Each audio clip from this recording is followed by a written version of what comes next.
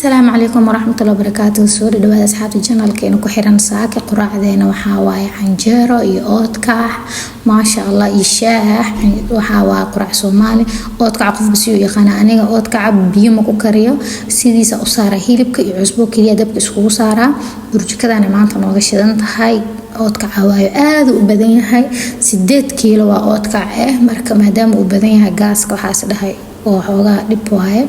marka burjikada soo saarane waa ka oodkac marka aan biyo ma ku karineen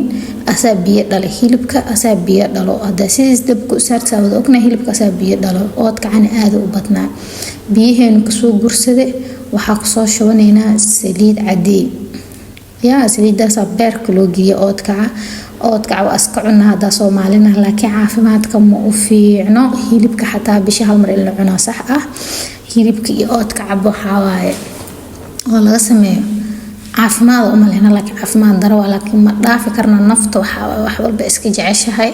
ma sha Allah saliidaas marka waxa sameeynaa inta ku soo shiilanta suugina aadna ma loo adkeenayo oo marna saliid inaa ka gidino anaga marka waxa sameeynaa asoo xoogaa yar waa kaas oo saas u soo tagtaagan aka gidinina waa hada zaid u shiilo saliid ma gidin raba ani koloorada ku shawra marka saliid intuu ku dhex jiro wuxuu noqonaa inuu ka adkaado noqonaa marka adiga wax yar sameeysanayso waa ka bixinaysaa marka hore kadib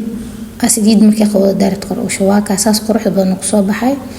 هكذا وحيرة اسكفود وسيمبل عنجيرة دينا قصو شوبن الشاحيقينا ما شاء الله إلى أنا بركة وصور دواء أصحابتي دمانتينا